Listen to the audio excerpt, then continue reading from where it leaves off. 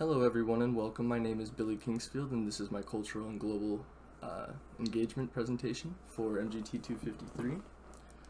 Starting off, diversity is the practice or quality of including or involving people of different color, ethnicity, religion, sex, age, any sort of trait that someone has or is associated with that somebody else doesn't have or isn't associated with. And it's just viewed as just anything that can make you viewed as different. And in the workplace, there are many benefits of having diverse employees. The behavior of employees becomes more comprehensive to their fellow coworkers, and in turn benefits their intentions with others who share the same values and qualities for your fellow staff. So, for example, I work with my kitchen cook, my kitchen lead. He is Dominican, and anyone who has like broken English, I kind of understand it better now just from kind of speaking broken English with him since it's his second language. And then also the difference in personalities. Here, give me one sec.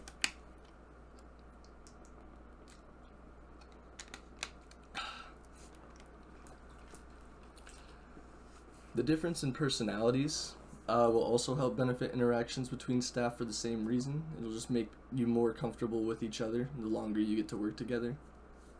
Having a diverse staff also leads to people having different learning styles and mindsets when it comes to problem solving and training. So, say one person's not able to pick up the learning style that the supervisor or manager or whoever is in charge at the moment is trying to train somebody, and they're having a tough time learning, well, maybe somebody else in the staff can teach them that a little bit better, so you kind of just break it up. And having those different, like I said, personalities and behaviors just allows people to mesh better.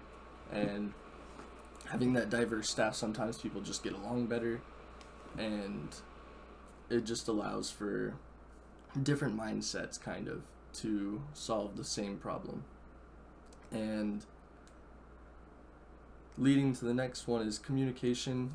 Is another aspect that gets benefited. More people get comfortable communicating with their fellow coworkers as time goes on. Again, it's just a comfort thing. You develop a bond with the people you work with, whether it's good or bad. You just eventually learn how to work with each other, or you get out, kinda, I guess. Team dynamics develop over time. Like I said, you learn to work together. The leadership and management positions lead the way in how employees will develop and grow, and are also expected to set the tone of the company culture and values.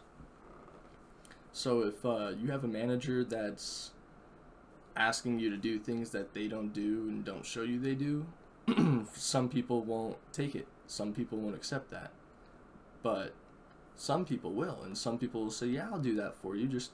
There's just different ways of going about it. You got to know who you're talking to, and there's different situations, and the leader or manager needs to understand which style to approach the situation with.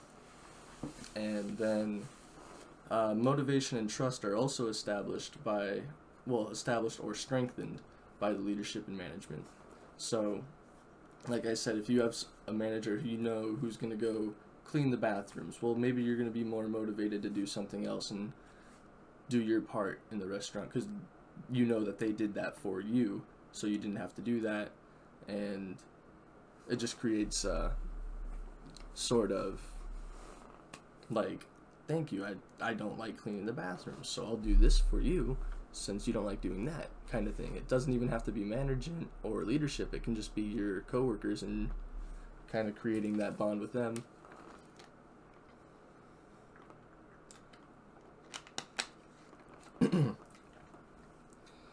Moving on, we've got discrimination, which is behavior for or against a person or situation. You can see this in bias or prejudice, even stereotypes, just things like that. But an example of bias I've experienced personally In high school, I used to play the same position I played baseball, and I played the same position as the kid whose dad ran the feeder team, like the 7th and 8th graders who were going to go to my high school. Well, the kid I was competing against for my spot, his dad was the one who started that, and he started it the year after I did it, so the varsity coach basically got to look at us at the same time, and his dad was the one doing all this work for him and pretty much recruiting. So I don't know, I just feel like I kind of got overlooked. But that would be my example with bias. Prejudice, I've really only seen in the views of a couple, well, specifically one friend, on his view of the police.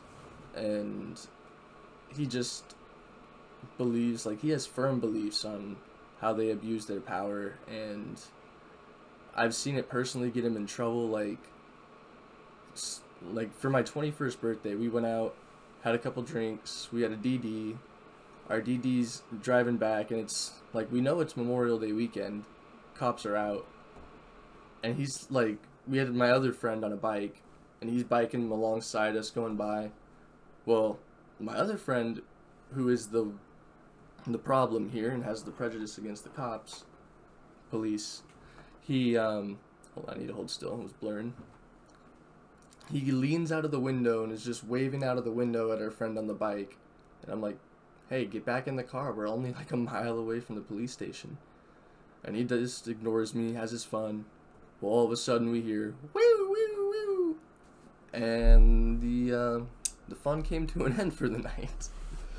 He ended up getting taken into custody and having to go through all this just for, like, dealing with that. And my friend who was driving also had to go because it was endangerment, and it was just the whole situation. They're not on best terms, at least as far as I know anymore. I'm not on the best terms with him either, but that's my experience with prejudice. High school had a majority, the high school I went to had a majority of the students who were Mormon, and that would be, or at least that's the stereotype anyway.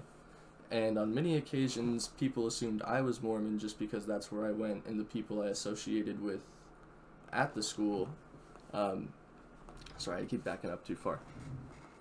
But the people I associated with at the school were on the baseball team and on the football team, and the groups that I kind of stuck with were the Mormon groups. I was mainly just sports, school, didn't really go out much, and I don't know why, but I just felt like those were the kids I kind of clicked with. So anytime I would talk to somebody who wasn't Mormon, they would assume I was, just because that's the crowd I would hang out with. Give me one sec.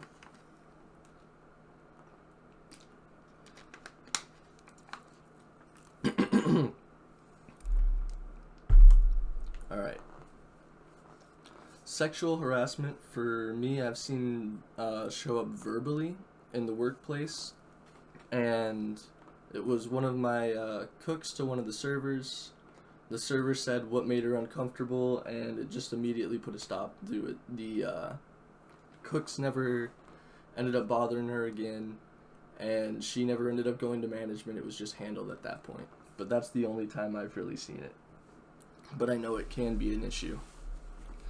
And then as far as women and minorities advancing in the workforce, I personally have 2 female managers that are great at their jobs, and I respect them both a lot. Our kitchen lead, like I said, is Dominican, and he is very good at what he does. He's the one who makes the best food there, in my opinion. Moving on to equity, which is the quality of being fair and impartial, meaning everyone is different and some require more to get a fair chance. Whereas equality is more so everyone is given the same opportunity and resources. So in equity, it's kind of, oh, okay, you need less resources than this person, so we're going to give you less resources. But in equality, it's, all right, you all have the same resources, you all have the same opportunity to succeed, go for it. With that said, the impact it has on the work environment between the two is that in a lot of cases people were being discriminated against, so these laws and organizations were put in place to help them succeed, which is more along the lines of equity, whereas now we're moving towards equality, where you see companies like Microsoft and Apple moving away from diversity quotas and accepting diversity goals, willing to not have to get there but want to get there. And then if your staff, as far as human resources go in benefiting how the outcome of the company goes, I believe if your staff is happy, motivated, they have the tools they need to succeed, they will definitely impact the outcome of the workplace in a positive way. And then inclusion is going to be the practice of ensuring that all employees feel valued and can do their best work. The value of that in the workplace is felt through the improvement in teamwork and allowing people to stay individuals. We're looking at inclusion, not assimilation. If it was assimilation, we would expect everyone to behave the same way and do everything the same way. But we just need inclusion, which allows everyone to do their best work and feel valued. Moving on to ethics, which are the moral principles that govern the conduct of an activity or a person's behavior. It's important to inclusion because it's the morally right thing to do, include. It's something that kind of just views as right or wrong when you view ethics. Affirmative action is going to be the next topic here, where it was a concept created in the 1960s through a series of policies and presidential policies at the presidential and legislative levels that were considered planned special efforts to help recruit and hire more women and minorities. Moving to valuing diversity and inclusion, which is the progress we are starting to see. Places, like I said, Microsoft and those tech companies no longer have those quotas, they have the goals.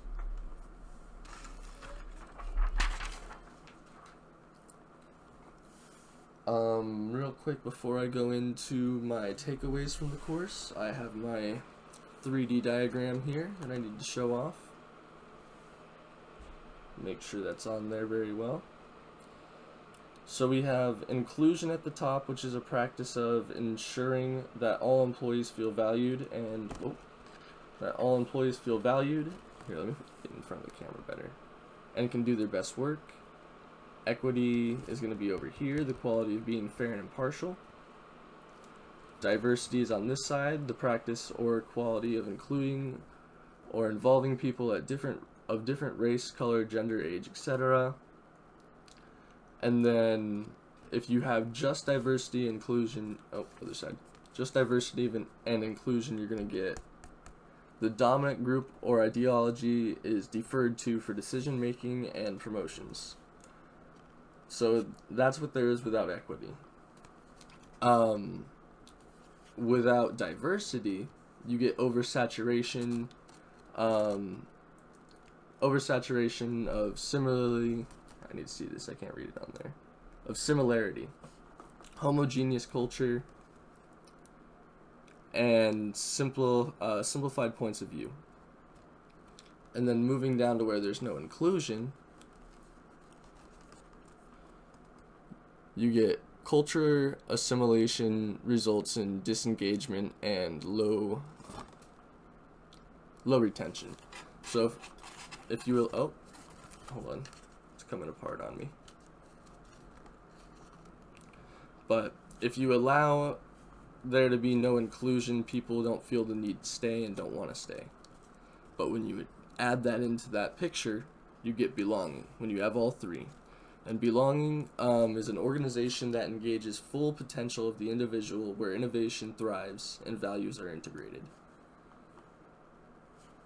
But it's just what it should look like when everything goes right.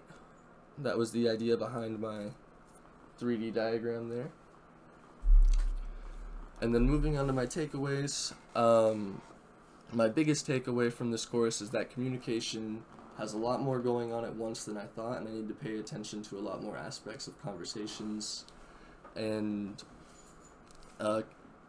conversations I have at work, in my social life, in my family life, all of it. I got the chance to learn how to better value diversity and the experience I share with those who are different. And I will try to incorporate the knowledge of leadership styles into my current job. I'm a supervisor at a restaurant right now, and I'm starting to train more people and take on more and more responsibility within the business. And it would just help me a lot, I feel like, to show that I'm also a good leader while doing all of these new tasks and responsibilities. And then I will do my best to motivate my fellow employees and bring a positive attitude with me to work.